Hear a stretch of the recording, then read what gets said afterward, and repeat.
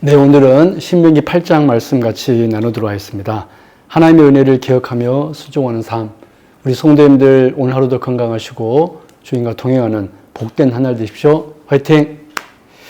사랑 여러분, 신명기 8장은 이스라엘이 가나안 땅에 들어가기 전에 반드시 기억해야 할 영적인 교훈을 가르쳐주는 말씀입니다.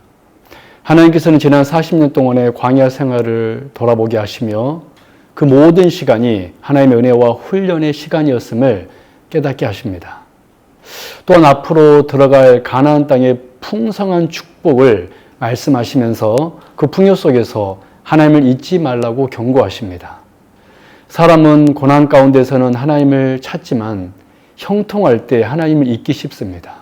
그래서 하나님께서는 은혜를 기억하며 말씀에 순종하는 삶을 살라고 명령하십니다.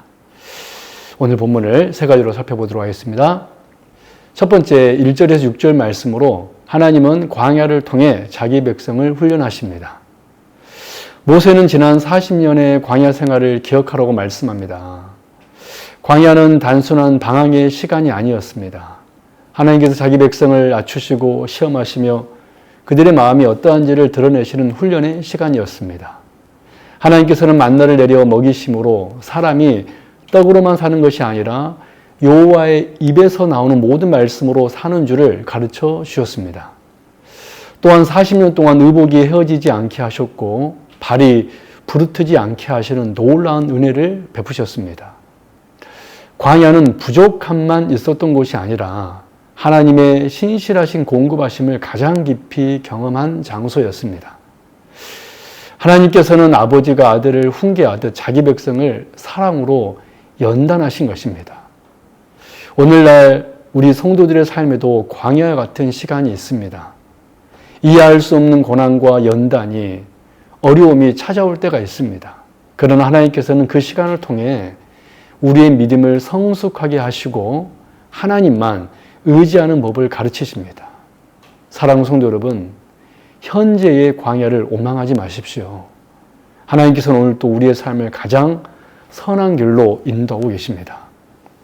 두 번째로 7절에 10절의 내용으로 하나님은 풍성한 은혜를 베푸시는 분이십니다.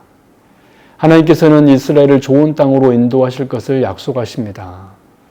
그곳은 시내와 샘과 근원이 흐르고 밀과 보리와 포도와 무화과 나무와 석류가 풍성하며 감람나무와 꿀이 있는 땅이었습니다. 또한 돌에는 철이 있고 산에서는 동을 캘 수 있는 풍요로운 땅이었습니다. 이 모든 것은 이스라엘이 스스로 마련한 것이 아니라 하나님께서 은혜로 예비하신 선물이었습니다. 그러므로 그들은 배불리 먹고 만족하게 될 때 반드시 하나님께 감사해야 했습니다. 오늘 우리에게도 모든 좋은 것은 하나님께로부터 옵니다.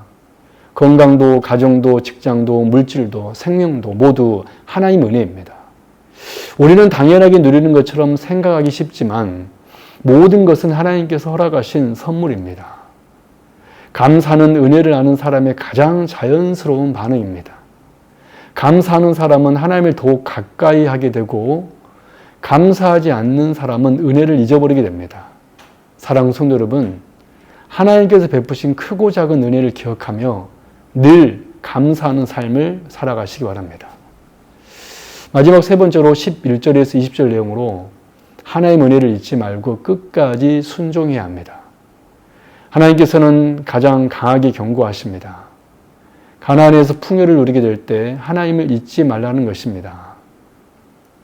집을 짓고 살며 재산이 많아지고 모든 것이 풍족해질 때 마음이 교만해져 내 능력과 내 손의 힘으로 내가 이 재물을 얻었다고 말하지 말라고 하십니다.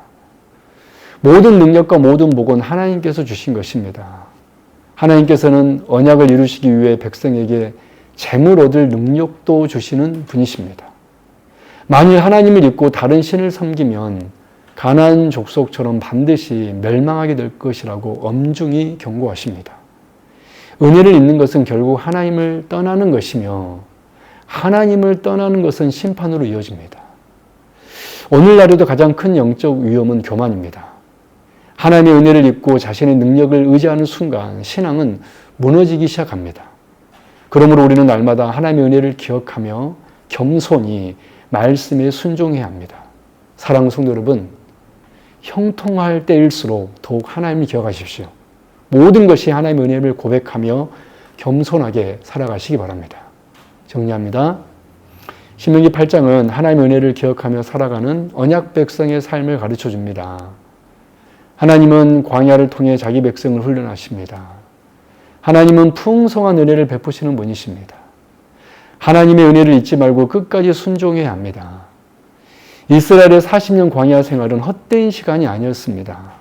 하나님께서는 그들을 연단하시고 공급하시며 약속의 땅으로 인도하셨습니다.